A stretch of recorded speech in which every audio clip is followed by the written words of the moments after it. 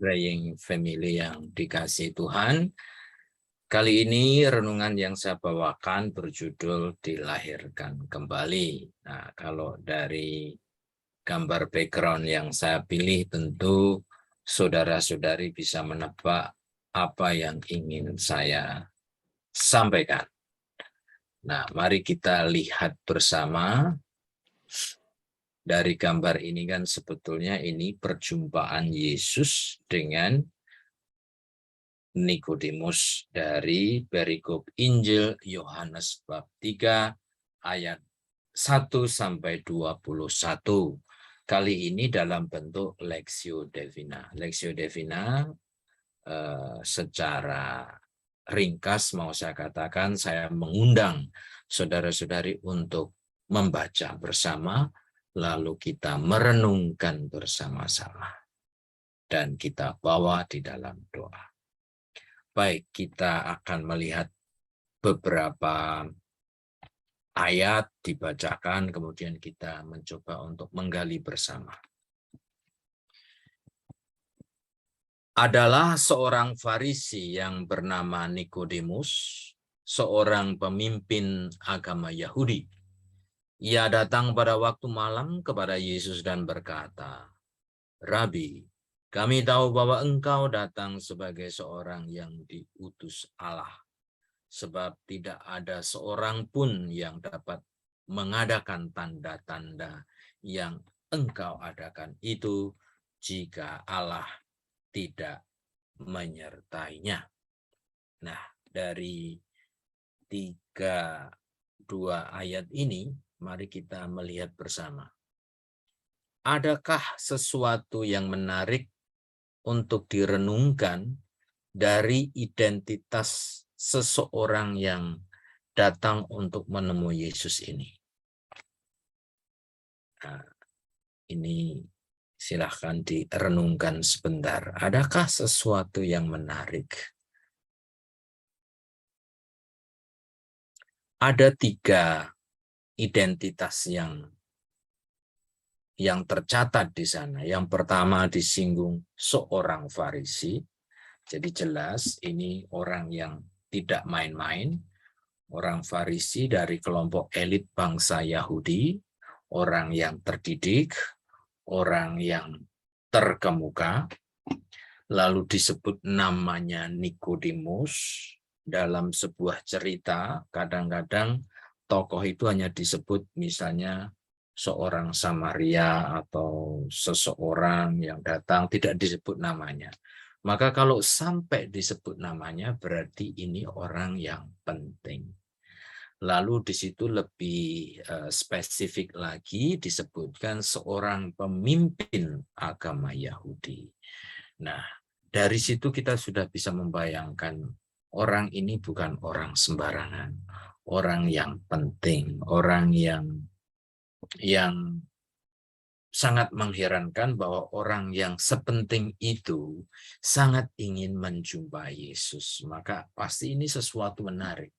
Entah datang untuk menjebak Yesus yang biasanya kita dengar dari perikop-perikop lain, ataukah betul-betul datang untuk berdiskusi, untuk sharing, untuk betul-betul dalam bahasa saudara-saudari Muslim ingin tabayun, ingin mengklarifikasikan apa yang ada di dalam hatinya. Nah, itu nanti kita lihat. Lalu yang kedua, mengapa mereka berjumpa di tengah malam? Ya, jawabannya bisa macam-macam.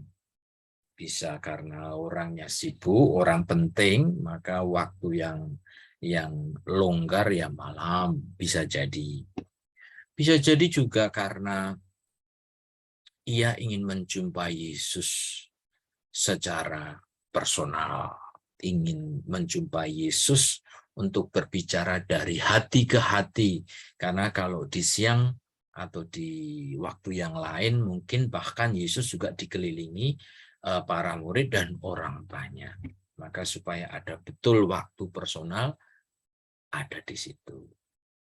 Ataukah, nah ini pertanyaannya adalah, ataukah karena sebetulnya tokoh ini, Nikodemus itu tengah malam datang karena dia takut dengan kelompoknya. Karena dari statusnya, kan jelas nih, tidak mungkin dia bisa menjumpai Yesus seenaknya sendiri karena akan menggoncangkan iman orang-orang Yahudi, khususnya orang-orang Farisi lain. Maka dia ingin ketemu Yesus diam-diam supaya tidak diketahui yang lain. Maka nanti kita akan menjawab apa sih artinya malam dalam gaya penulisan Yohanes Penginjil. Nanti kita akan lihat di belakang. Nah, dari bagian terakhir ini ada kalimat di mana Yesus dipuji-puji oleh Nikodemus.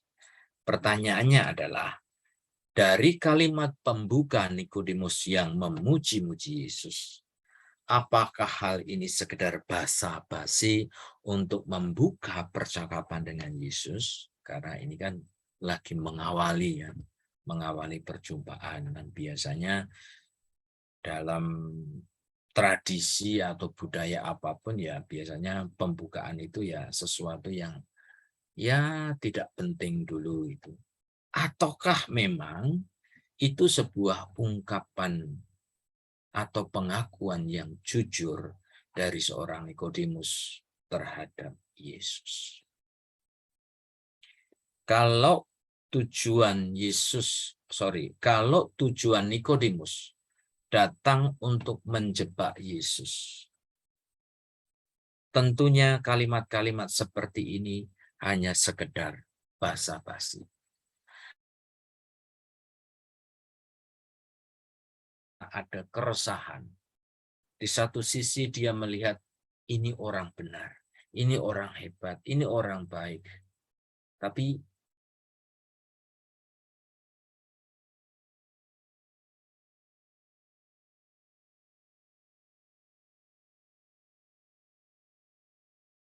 sudah ada sedikit keinginan untuk mengklarifikasikan apa yang dia akui itu. Bisa jadi seperti itu.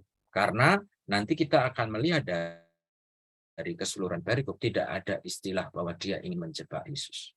Karena di perikop-perikop yang lain biasanya dengan penceritanya sudah dengan amat jelas mengatakan untuk menjebak Yesus maka mereka bertanya seperti ini. Nah, di sini tidak ada. Maka ini satu indikasi kuat bahwa Nikodemus datang karena ingin berjumpa dengan Yesus personal untuk mengklarifikasikan segala yang dia tahu, termasuk yang dia akui itu. Baik, ini pertanyaan saya jawab sendiri, karena nanti kalau dijawab yang lain akan sangat lama, tetapi saya berharap teman-teman juga mulai menjawab dari hatinya sendiri. Kira-kira apa jawabannya, karena nanti akan terus dibacakan, lalu pertanyaan, dibacakan pertanyaan. Baik, berikutnya. Ayat berikutnya, ayat 3 dan 4. Yesus menjawab, katanya, "Aku berkata kepadamu, sesungguhnya jika seorang tidak dilahirkan kembali, ia tidak dapat melihat kerajaan Allah." Kata Nikodemus kepadanya, "Bagaimanakah mungkin seorang dilahirkan kalau ia sudah tua? Dapatkah ia masuk kembali ke dalam rahim ibunya dan dilahirkan lagi?" Pertanyaannya, istilah dilahirkan kembali muncul di sini. Kalau di kitab suci yang berbahasa Inggris, dilahirkan dari atas, to be born from above. Nah, di bahasa Indonesia yang terjemahan yang saya pilih ini dilahirkan kembali. Dari perikop ini, apa yang bisa kita mengerti dari ungkapan dilahirkan kembali itu?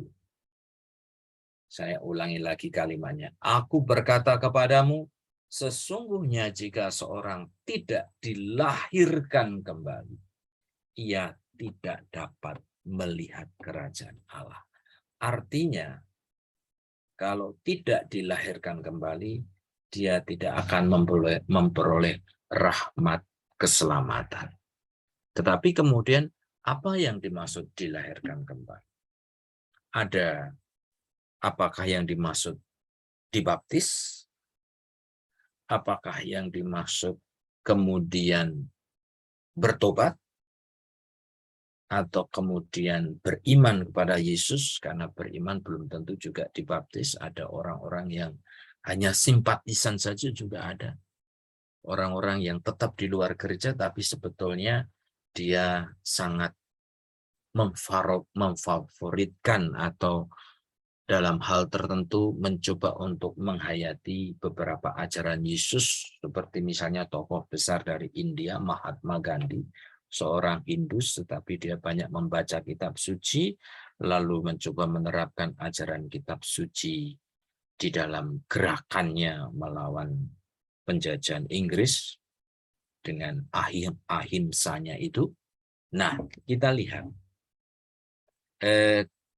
Nanti kita akan lihat apa yang dimaksud dengan dilahirkan kembali. Nah, dari kalimat yang sama, beberapa pertemuan kita yang terakhir waktu itu kita membahas extra ecclesiam nulla salus. Di luar gereja tidak ada keselamatan. Nah, apakah pernyataan itu semakin menegaskan pandangan gereja waktu itu bahwa memang di luar gereja tidak ada keselamatan? Nah, dari pertanyaan kedua ini, maka saya akan menjawab yang nomor satu. Kalau dilahirkan kembali, artinya hanya dibaptis, maka memang kemudian keselamatan itu ya hanya orang-orang yang di dalam gereja yang dibaptis. Tetapi kalau kita mau memahami dilahirkan kembali itu secara lebih luas, tidak melulu hanya dibaptis, tentu baptis itu tanda yang sangat signifikan bahwa kita itu dilahirkan kembali dalam Tuhan. Tapi untuk orang-orang tertentu, bahkan kita sendiri yang sudah dibaptis, tetapi kita hidup dalam manusia lama, kita hidup dalam dosa dan kita memelihara dosa, berarti ya kita hidup dalam manusia lama dan tidak dilahirkan kembali. Maka dalam hal ini dilahirkan kembali juga masih berlaku untuk kita yang sudah dibaptis, yang senantiasa diundang untuk kembali memperbarui iman kita dengan pengakuan dosa, dengan pertobatan yang sungguh-sungguh. Itu yang nantinya saya maksudkan dengan dilahirkan kembali. Nah, respon Nikodemus, bagaimana mungkin seorang dilahirkan kalau ia sudah tua? Apakah kita tidak merasa aneh dan heran dengan tanggapan dan argumentasi Nikodemus? Pertanyaan ini muncul dalam diri saya karena memang saya sendiri merasa aneh dan heran. Karena apa? Karena Nikodemus kan orang yang berpendidikan, pemuka agama lah. Tetapi kok berpikir sangat manusiawi, bahwa ikan jelas kalau kalimatnya ini misalnya, dapatkah kita yang sudah tua, udah besar, apalagi kita gemuk misalnya, masuk kembali ke rahim ibunya? Itu kan lucu kan? Kalau dia memahami apa yang dikatakan Yesus secara letterlek, secara fisik gitu kan lucu. Tetapi mungkin kita bisa memahami itu untuk orang-orang yang memang bukan soal dia tidak tahu atau kurang berpengetahuan, tapi karena hatinya masih tertutup. Hatinya masih tertutup oleh Tuhan Yesus. Atau kedosaannya membuat dia tidak bisa melihat makna terdalam dari apa yang dikatakan oleh Yesus. Karena apalagi dia masuk dalam kalangan orang Farisi. Karena kan kalau kita melihat sepanjang sejarah hidup Yesus di dunia, itu kayaknya relasi Yesus dengan orang Farisi ini kok nggak pernah ada progres gitu. Artinya setiap saat itu selalu saja ada bertolak belakang gitu, selalu berselisih paham. Nah, mungkin dia terlalu terkurung oleh pola pikir itu, oleh tradisinya, oleh kelompoknya, terpenjara oleh konsepnya, sehingga dia tidak bisa melihat makna di balik kata-kata Yesus dilahirkan kembali. Karena kalau kita juga berpikir ke arah itu, ya bagaimana mungkin kita mau masuk ke rahim ibu kita, kita udah besar kan, jelas ini pertanyaan yang konyol sebetulnya. Selanjutnya, ayat 5-8. Jawab Yesus, aku berkata kepadamu, sesungguhnya jika seorang tidak dilahirkan dari air dan roh, ia tidak dapat masuk ke dalam kerajaan Allah. Apa yang dilahirkan dari daging adalah daging, dan apa yang dilahirkan dari roh adalah roh. Janganlah engkau heran karena aku berkata kepadamu, kamu harus dilahirkan kembali. Angin bertiup kemana ia mau, dan engkau mendengar bunyinya. Tetapi engkau tidak tahu dari mana ia datang, atau kemana ia pergi.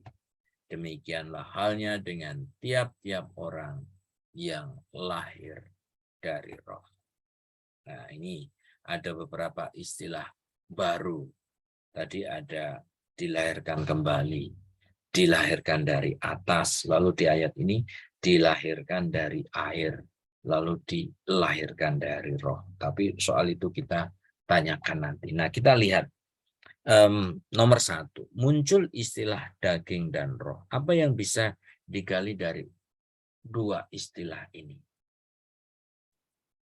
Ya, teman-teman, kalau kita membaca Injil Yohanes, ada banyak sekali istilah-istilah yang dipakai oleh Yohanes untuk menjelaskan secara lebih sederhana tentang segala sesuatu yang sifatnya bertolak belakang. Dan itu mempermudah kita untuk melihat, untuk memaknai. Misalnya ada atas, bawah, ada daging, ada roh, ada gelap, ada terang, dan lain sebagainya.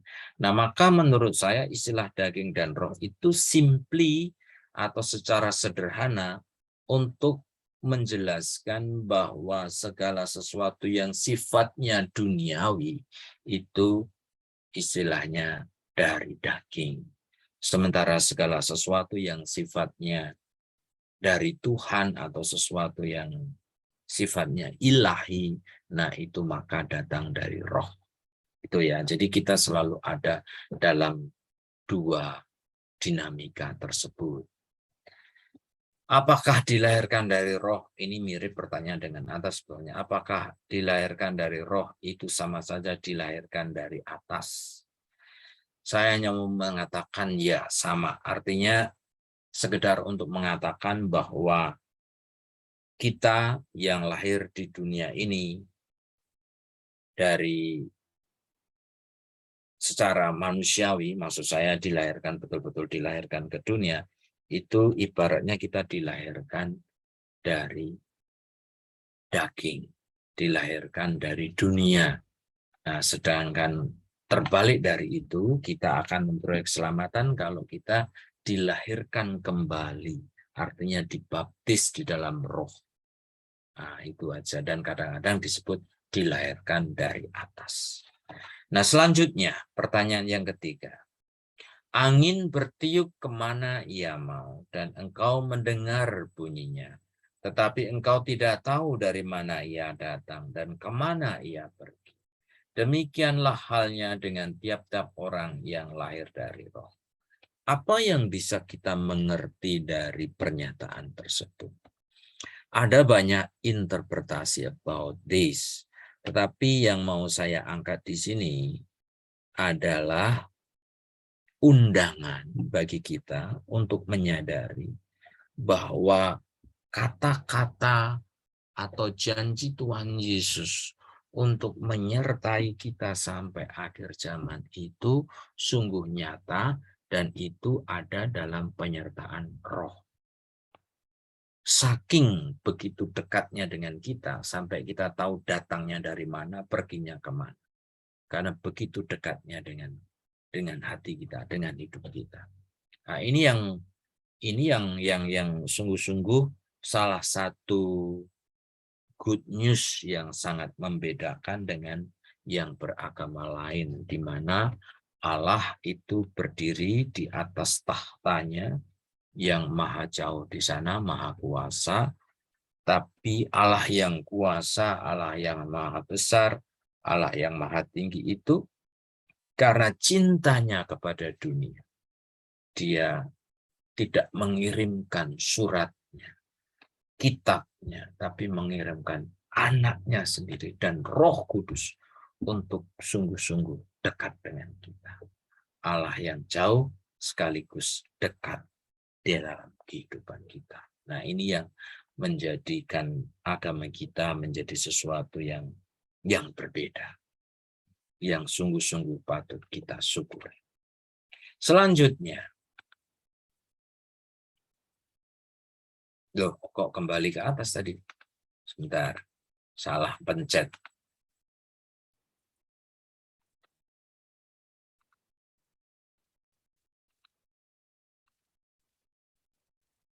Iya, setelah ini. Ayat 9-11. Nikodemus menjawab, katanya, bagaimanakah mungkin hal itu terjadi? Jawab Yesus, engkau adalah pengajar Israel dan engkau tidak mengerti hal-hal itu? Aku berkata kepadamu, sesungguhnya kami berkata-kata tentang apa yang kami ketahui dan kami bersaksi tentang apa yang kami lihat. Tetapi kamu tidak menerima kesaksian kami. Apa yang menjadi intisari dari beberapa ayat ini? Yang menjadi pokok dari ini adalah bahwa bagi saya menarik untuk melihat bahwa Yesus mencoba untuk istilahnya apa ya? Untuk membuka atau untuk menyentuh hati Nikodemus. Menyentuh dalam arti menyindir dari hati yang paling dalam, karena sebetulnya kehadiran anak manusia itu sudah begitu jelas, nyata, semuanya tertulis dalam kitab yang justru dikuasai oleh orang-orang Farisi. Maka kan ini kayak menyindir, engkau itu seorang pengajar Israel. Mengapa tidak mengerti hal-hal yang seharusnya mereka mengerti? Jadi intinya sebetulnya Yesus betul-betul sedang membuka kebebalan hati mereka untuk sesuatu yang seharusnya mereka tahu, untuk sesuatu yang seharusnya mereka mengerti. Nah, kembali kepada yang saya katakan tadi. Orang kadang-kadang terjebak oleh status. Kadang-kadang orang terjebak oleh posisi, sehingga akhirnya tidak bebas untuk melihat kebenaran. Lanjutnya, bagaimana gaya Yesus dalam berdialog? Nah, ini yang menarik. Yang pertama ini, Yesus adalah orang yang bukan orang yang apa istilahnya suka basa-basi. Dia memang lemah lembut, rendah hati, tetapi untuk orang-orang tertentu dia akan sangat tegas, dia akan sangat tajam mengatakan ini, engkau adalah seorang pengajar dan engkau tidak mengerti tentang hal-hal itu. Jadi kita bisa mengetahui bagaimana Yesus bisa berdialog dengan macam-macam orang itu dengan approach-nya yang berbeda-beda. Dia akan menyesuaikan. Untuk orang-orang yang punya kebebalan hati seperti ini, ya memang dia harus menjadi sangat keras. Ada satu lagi yang menarik kalau gaya bicara Yesus. Dia seringkali berkata, aku berkata kepadamu. Ini proof yang kecil maksud saya. Sebuah bukti yang kecil, tidak signifikan. Tetapi at least kita menyadari bahwa Yesus itu punya kuasa atas dirinya. Punya kuasa. Dia itu bukan sekedar prophet seperti yang dipahami oleh teman-teman kita yang beragama. Dia bukan hanya seorang nabi, utusan Allah. Tapi dia sendiri Allah. Maka dia tidak mengatakan, Tuhan berkata kepadaku, bla bla bla. Tapi dia, aku berkata kepadamu. Jadi kata-katanya itu penuh kuasa dari dirinya sendiri. Nah, ini menurut saya menarik. Karena kadang-kadang kita mungkin juga bingung untuk membuktikan kealahan Yesus itu bagaimana. Ini salah satu yang ringan-ringan untuk ditunjukkan kepada teman-teman kita. Selanjutnya, kamu tidak percaya waktu aku berkata-kata dengan kamu tentang hal-hal duniawi. Bagaimana kamu akan percaya kalau aku berkata-kata dengan kamu tentang hal-hal surgawi? Tidak ada seorang pun yang telah naik ke surga selain daripada anak yang telah turun dari surga, yaitu anak manusia. Dan sama seperti Musa meninggikan ular di padang gurun, demikian juga anak manusia harus ditinggikan supaya setiap orang yang percaya padanya beroleh hidup yang kekal. Oke. Apa yang tercermin dari pernyataan di ayat 12? Di ayat 12 ya, kamu tidak percaya waktu aku berkata-kata tentang hal-hal duniawi, bagaimana mungkin kamu akan mengetahui dan percaya akan hal-hal surgawi? Bagi saya ini menjadi sebuah tahapan yang sangat membantu kita juga. Ini sama dengan Injil yang mengatakan kamu tidak akan diberi kepercayaan yang lebih besar kalau kepercayaan kecil-kecil saja tidak bisa bertanggung jawab. Artinya kita itu akan diberi tanggung jawab dari hal-hal yang kecil-kecil dulu. Kalau kita bisa bertanggung jawab atas hal yang kecil-kecil, lama-lama kita akan diberi kepercayaan yang lebih besar. Itu pula dalam hal ini, bagi saya, bagaimana mungkin kita itu bisa langsung begitu suci, langsung begitu memahami kebenaran Allah, begitu religius, kalau kita justru tidak menghargai atau tidak mau mengerti hal-hal dunia. Ini kan sesuatu yang ironis sebetulnya dalam masyarakat kita, karena ada orang-orang yang semakin agamis, orang yang semakin agamis, tapi malah kemudian menolak oleh hal-hal yang duniawi. Tidak mau mengakui ini, mengakui itu. Padahal untuk sampai ke yang surgawi, kita membutuhkan hal-hal yang duniawi. Maka terjadi banyak hal-hal yang konyol kan. Konyol dalam arti menghina karya manusia. Tidak mau pakai. Tapi tanpa sadar mereka pakai. Pewartaan menggunakan sound system yang juga adalah karya manusia, menggunakan fasilitas ini, fasilitas itu, terbang pakai pesawat yang kadang-kadang itu dianggap buatan kafir, atau menolak produk ini padahal dia tanpa sadar pakai sepatu produk itu, dan lain sebagainya. Jadi kita diundang untuk tidak munafik lah. Justru kita diundang untuk mencapai yang surgawi, melalui penghargaan atas hal-hal duniawi, karena Allah hadir kepada kita melalui hal-hal yang dunia. Tentu kita masih sangat terbuka kemungkinan bahwa Allah akan berkaya dengan cara-cara yang extraordinary. Kita nggak menutup kemungkinan.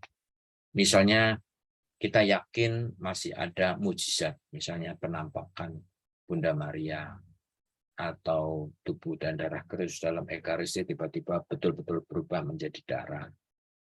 Tetapi kita diundang untuk lebih menekuni keyakinan bahwa Tuhan Yesus itu berkarya melalui hal-hal yang kecil, yang sederhana dalam kehidupan kita sehari-hari. Ia menyapa kita melalui pekerjaan kita yang sederhana. Lalu, apa intisari dari pernyataan yang ayat 13? Tidak ada seorang pun yang telah naik ke surga selain daripada Dia yang telah turun dari surga, yaitu Anak Manusia. Saya pernah membuat joke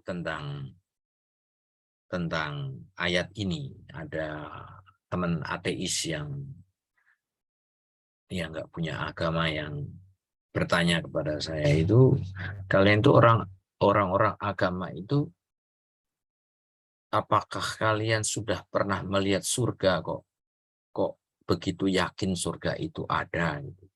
Atau bagaimana kita bisa yakin surga itu ada kalau kita tidak ada seorang pun pernah melihat surga. Karena kan dia konsepnya kan ilmu pengetahuan segala sesuatu harus ada bukti-bukti empiris. Lalu jawaban saya, oh ada yang menjamin bahwa sudah ada yang dari surga, yaitu pemimpin kami, guru kami, yaitu Tuhan Yesus. Itu jaminan kita. Dia sudah pernah ke surga, turun, jadi sudah memberikan bukti kepada kita. Jadi kita nggak perlu ragu bahwa sudah ada jaminan surga itu nyata. Dan kekuatan sabda Yesus juga menjadi sangat dahsyat, sangat kuat, karena kemudian kata-katanya itu bukan kata-kata kosong dari pernyataan ini menjadi nyata. Karena sudah dia datang dari sananya, bukan karena istilahnya itu,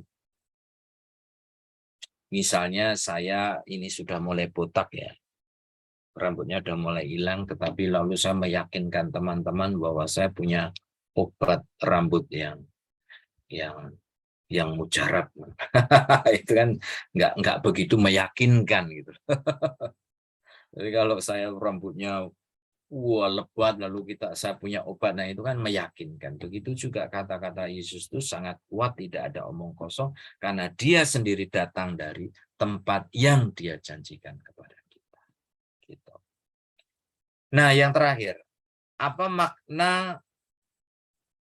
makna apa di balik pernyataan meninggikan dan ditinggikan? Di sini loh. Musa meninggikan ular, anak manusia harus ditinggikan. Ini permainan kata-kata dari Yohanes saja, tetapi bagi saya menarik. Kalau teman-teman mencoba membaca Injil Yohanes dari ayat pertama sampai terakhir, kita tidak akan menemukan istilah Yesus disalibkan atau para prajurit menyalibkan Yesus, itu nggak pernah. Itu hanya ada dalam Injil Sinoptik. Tapi dalam Injil Yohanes dibahasakan Yesus disalibkan itu anak manusia ditinggikan. Jadi menarik kan, korelasinya sudah disambungkan dengan perjanjian lama. Ya memang salah satu bukti bahwa Yesus itu sungguh-sungguh Mesias karena segala sesuatu sudah tertulis dalam perjanjian lama. Seperti Musa meninggikan untuk menyelamatkan bangsa Israel, maka Yesus untuk menyelamatkan juga ditinggikan. Nah, maknanya juga menjadi sangat dalam Injil Yohanes. Karena apa? Karena dengan istilahnya sendiri kita sudah bisa membayangkan bahwa salib itu tanda kemenangan. Karena kan kalau kata disalibkan, tidak ada kata ditinggikan, itu harus ada penjelasan lebih lanjut untuk meyakinkan orang bahwa salib itu tanda kemenangan. Tetapi dengan kata ditinggikan saja, tanpa dijelaskan macam-macam, sebetulnya tanpa sadar, orang-orang yang menyalibkan Yesus itu justru memuliakan Tuhan. Karena kan orang penting, seorang raja biasanya ditempatkan yang lebih tinggi kan. Nah, Yohanes mencoba membahasakan Yesus dibawa ke puncak Golgota di tempat yang lebih tinggi. Kemudian salibnya ditegakkan dan Yesus diberdirikan di paku. Di situ berarti kan Yesus ditinggikan. Jadi sebetulnya maksud orang-orang itu mau menghina, mau menghukum, tetapi justru dimaknai oleh Yohanes bahwa dengan sendirinya semua orang menempatkan Yesus pada tempat yang lebih tinggi dan semua orang harus memuji Dia. Jadi secara tidak langsung itu sudah menjadi tanda kemenangan. Istilah yang sangat keren menurut saya. Yesus ditinggikan. Ngomong-ngomong soal ditinggikan itu, saya punya observasi yang sedikit lucu tentang gereja di India, di Amerika, dan di Indonesia. Ini agak sedikit lelucon saja, tapi observasi beneran. Kalau di India itu kesulitan saya adalah rupanya tabernakel itu sangat tinggi di sana. Sehingga kalau saya ngambil itu harus jinjit-jinjit gitu. Karena bayangan mereka gereja di India, Yesus harus ditempatkan yang sangat tinggi. Nah, kalau di Indonesia yang tinggi bukan tabernakelnya. Kursi untuk romo itu terlalu besar dan tinggi menurut saya. Sehingga kalau saya misa di paroki, waktu saya misa di paroki mana ya, Cilanda kalau nggak salah Jakarta, itu saya takut untuk menyandarkan diri karena kaki saya akan naik terlalu tinggi. Nah mungkin maksudnya ya oke lah, sebagai ketika misa kan saya jadi alter Kristus gitu ya, harus di tempat yang lebih tinggi, tapi menjadi lucu karena kursinya terlalu tinggi bagi saya. Nah kalau di Amerika yang menarik adalah tabernakelnya rendah, kursinya juga rendah. Padahal pastor-pastornya tinggi-tinggi. Tapi rendah, tapi lebar ya. Jadi bisa duduk dengan nyaman. Nah itu aja observasi saya tentang gereja di 3 negara tersebut. Selanjutnya, karena begitu besar kasih Allah akan dunia ini sehingga ia telah mengaruniakan anaknya yang tunggal, supaya setiap orang yang percaya kepadanya tidak binasa, melainkan beroleh hidup yang kekal. Sebab Allah mengutus anaknya ke dalam dunia bukan untuk menghakimi dunia, melainkan untuk menyelamatkannya oleh Dia. Barang siapa percaya kepadanya, ia tidak akan dihukum. Barang siapa tidak percaya, ia telah berada di bawah hukuman sebab ia tidak percaya dalam nama Anak Tunggal Allah. Dari bacaan ini, dari beberapa ayat ini, manakah yang menunjukkan esensial iman kita yang paling pokok dalam kekristenan? Ya, menurut saya beberapa ayat ini, especially ayat 16-17, ini adalah intisari iman Kristiani. Lebih khusus lagi yang ayat 16. Karena begitu besar kasih Allah akan dunia ini sehingga ia telah mengaruniakan anaknya yang tunggal, supaya setiap orang yang percaya tidak ada yang binasa, sebab Allah memperoleh hidup yang kekal. Ini intisari. Kayak semacam kalau skripsi itu ini tesis utamanya ini. Lalu bisa dikembangkan kemana-mana. Tapi ini intisarinya. Maka kalau kita mau berdiskusi dengan banyak orang, sebetulnya segala macam pertanyaan, jawabnya iki sudah oke. Ditanya macam-macam sama kalau mau berdebat. Walaupun saya tidak suka istilah debat, tapi kalau kita mau berdialog dengan teman-teman kita, ini bisa untuk menjawab segala macam pertanyaan menurut saya. Semuanya lari ke sini. Karena Allah begitu besar kasih. Bagaimana mungkin bla bla bla? Ya karena Allah begitu besar kasihnya kepada kita, pada dunia dan lain sebagainya. Menurut saya ini intisari yang sangat manjur untuk memberikan jawaban apapun. Lalu, bagaimana kita akan memaknai keselamatan dalam konteks ayat 18? Ini yang sama dibahas ketika saya berbicara tentang di luar gereja tidak ada keselamatan. Karena pertanyaan dari saudara dari agama Protestan mengatakan, "Enggak, kita yang selamat hanya mereka yang percaya, yang tidak percaya akan dihukum."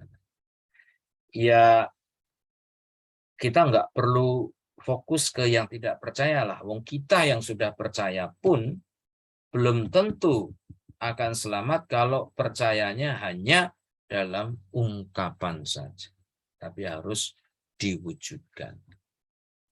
Nah, maka itulah yang paling penting, perwujudan iman.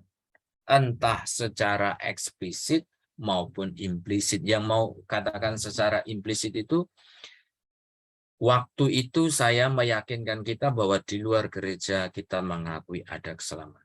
Ada orang-orang baik, ada orang-orang yang sungguh-sungguh mengabdi Tuhannya secara tulus, dan kita meyakini dia secara implisit mengimani Kristus. Secara tidak langsung mereka mengimani nilai-nilai kekatolikan atau nilai-nilai Injil, maka dia pasti diselamatkan.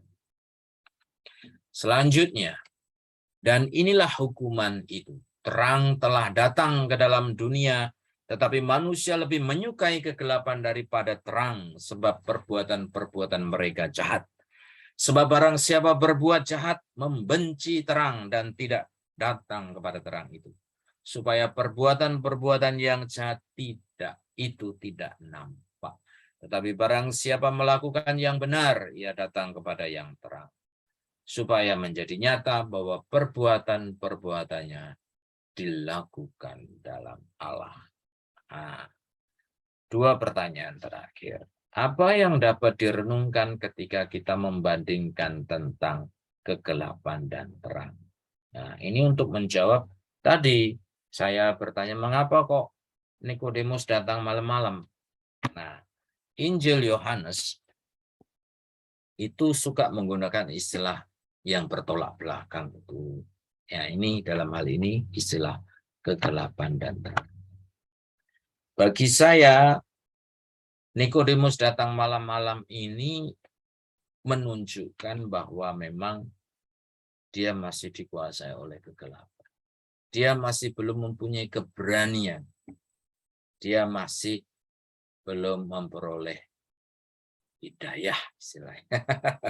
Belum memperoleh rahmat. Maka in the end of the meeting, setelah ini kan nggak jelas. Ending dari cerita itu nggak jelas. Artinya Nikodemus meninggalkan Yesus, kembali ke rumahnya tanpa ada solusi, tanpa ada enlightenment, tidak ada pencerahan, tidak ada perubahan iman yang kuat. Walaupun ketika Yesus ditangkap, dia sempat membela Yesus. Tapi ketika dia digertak oleh orang Farisi, pemimpin yang lain, dia langsung menggertak.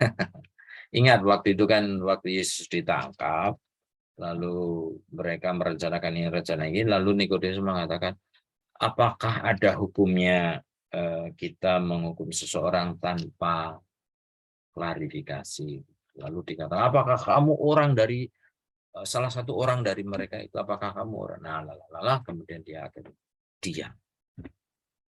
Jadi sebetulnya Nikodemus dalam hal ini tidak menemukan istilahnya itu inspirasi untuk mengubah hidupnya tetap seperti yang lama. Maka untuk mempertegas itu, dulu lama sekali saya di komunitas ini pernah menyampaikan materi tentang perempuan Samaria. Masih ingat? Mungkin udah lama. Nah, kita akan lihat lagi. Karena ending cerita Nikodemus itu akan sangat menarik kalau diperbandingkan dengan perjumpaan Yesus dengan wanita Samaria. Di akhir percakapan ini, apa poin penting yang dapat diambil jika kita menghubungkan percakapan Yesus dan Nikodemus dengan bagian tentang percakapan Yesus dan wanita Samaria? Nah, kita lihat. Di sini perbandingannya.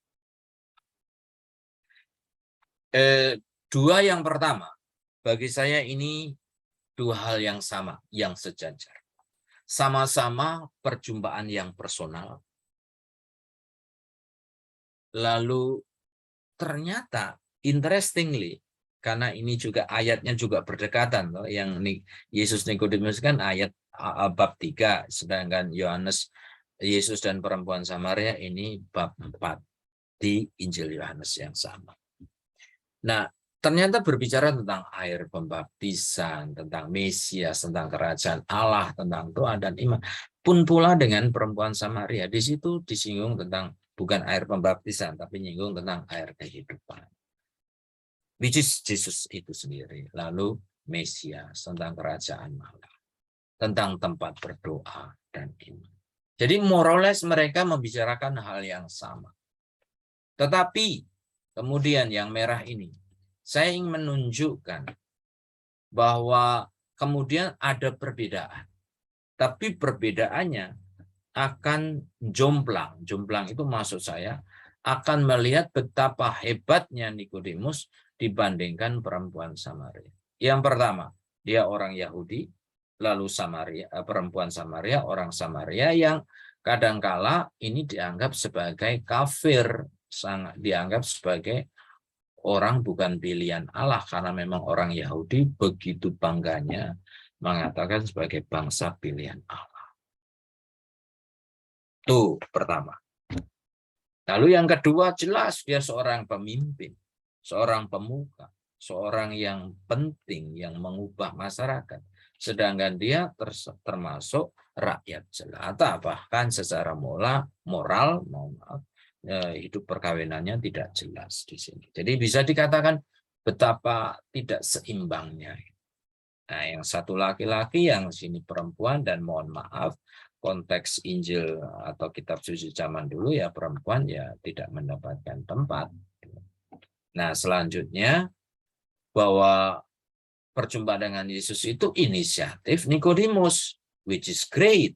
Sedangkan sini kan sebetulnya kebetulan dari sisi perempuan Samaria. Meskipun dari sisi Yesus, saya yakin tidak pernah suatu kebetulan. Yesus pasti punya rencana. Karena sebetulnya Yesus berjumpa dengan perempuan Samaria ini dalam perjalanan menuju utara. Yang seharusnya ada jalan yang lain menghindari Samaria. Tapi Yesus tidak melalui jalur yang biasanya orang pakai, tapi melalui Samaria. Bukan untuk menunjukkan bahwa dia tidak takut dengan orang-orang Samaria, tapi bagi saya ini menunjukkan bahwa dia memang punya planning. Dia punya rencana yang indah untuk menyelamatkan bangsa Samaria. Tuh. Nah, kita lihat betapa posisinya seperti ini, hebatnya perempuan Samaria. Tapi endingnya kita bisa melihat. Pertama, perjumpaannya malam yang menyimpulkan kegelapan, sementara ini siang hari yang secara otomatis menyimpulkan terang, dan terang itu adalah Allah sendiri. Selanjutnya, tidak menemukan apa yang dia cari, endingnya. Nikodemus pergi dengan kecewa dan bingung. Sementara perempuan Samaria menemukan apa yang dicari. Sehingga bahkan begitu selesai berbicara dengan Yesus, dia pergi meninggalkan jar, meninggalkan tempat air. Padahal dia datang jauh-jauh kan mencari air. Tetapi kenapa airnya ditinggalkan? Tempat air. Nah, dimaknai, ya karena dia sudah menemukan air yang sesungguhnya, yaitu air itu, yaitu Yesus sendiri. Jadi jar ini nggak penting lagi bagi saya. Gitu. Jadi sesuatu yang sangat simbolis dan menarik. Dan dia pergi dengan sukacita, dengan iman, dengan percaya, bahkan dengan keberanian. Karena sebetulnya dia pergi siang hari ini karena dia itu takut ketemu banyak orang, karena dia sebagai orang yang dibully, orang yang bahkan bisa dikatakan pelacur demikian. Nah, dia punya keberanian pergi menemui bangsa Samaria. Nah, sementara di sini digerakkan oleh egonya, oleh statusnya sebagai orang Farisi, sebagai pemimpin, sementara perempuan Samaria digerakkan dengan iman dan cinta. Ini saya tulis dalam bahasa Inggris karena istilahnya itu menarik. Sementara Nikodemus sibuk dengan faith, tapi perempuan Samaria dengan faith. Faith and faith. Sementara Nikodemus sibuk dengan law, tapi perempuan Samaria sudah masuk ke dalam love. Ini suaranya yang mirip, tetapi esensinya sangat berbeda. Yang satunya pergi kemudian tidak bersaksi, dia bersaksi yang seperti saya katakan tapi tidak ada keberanian. Sementara perempuan Samaria bergerak, bersaksi, bermisi. Nah, orang seperti inilah bagi saya yang terlahir kembali. Terlahir kembali. Sementara ini tidak ada perubahan. Tidak terlahir kembali. Jadi perempuan Samaria menurut saya adalah contoh yang ideal, orang yang berdosa, yang dalam obrolan dengan Yesus kan, Yesus juga menyinggung tentang suami-suamimu. Ini artinya sebetulnya Yesus sebelum mengutus perempuan Samaria permisi, dia ingin membereskan dulu perkawinannya, ingin membereskan dulu hidupnya. Artinya pertobatan. Jadi dia mengalami pertobatan di sini, yang bagi saya itulah yang disebut dengan dilahirkan kembali. Nah, sebagai kata penutup saya punya 3. Yang pertama, saya tertarik untuk masuk dalam gaya penulisan Yohanes yang sering membandingkan 2 hal berlawanan, atas bawah, terang gelap, daging roh, air dan roh, ditinggal, direndahkan, bahkan membandingkan Nikodemus dengan perempuan Samaria. Ini sangat indah tapi juga sangat mudah untuk memahami karya Allah. Oke, yang kedua, saya mengartikan dilahirkan kembali sebagai undangan bagi kita, bukan hanya untuk dibaptis bagi keselamatan, tetapi undangan untuk bertobat, untuk berani meninggalkan kegelapan dan memeluk terang. Tadi dalam bacaan Injil dikatakan orang yang hidup dalam dosa itu cenderung untuk memeluk kegelapan dan membenci terang. Nah, maka tantangan bagi kita untuk dilahirkan kembali adalah rela melepaskan gelap yang kadang-kadang asik, tapi harus dilepaskan, kemudian memeluk terang atau hidup dalam terang. Selanjutnya, yang terakhir sekali, kebenaran agung. Saya terjemahkan dari kata solemn truth, kebenaran yang besar, yang bagi saya harus kita pegang dan membanggakan dan menjadi kabar yang paling menggembirakan, seperti yang saya katakan tadi. Inti sari iman Kristiani, kabar yang paling menggembirakan, yaitu kata-kata, karena begitu besar kasih Allah akan dunia ini, sehingga Ia telah mengaruniakan anaknya yang tunggal, supaya setiap orang yang percaya kepadanya tidak binasa, melainkan beroleh hidup yang kekal. Ini jaminan keselamatan, saudara-saudari. Jangan sampai lupa, karena ada beberapa yang bingung gara-gara pemberitaan di YouTube bahwa dalam agama Kristen termasuk Katolik, tidak ada jaminan keselamatan. Ini jelas sekali di sini. Orang yang percaya tidak akan binasa, memperoleh hidup yang kekal. Ini jaminan keselamatan bagi kita, tapi tentu catatannya harus disertai dengan semangat pertobatan yang terus-menerus. Demikian yang bisa saya sampaikan. Terima kasih. Tuhan memberkati. Saya kembalikan waktunya kepada pembawa.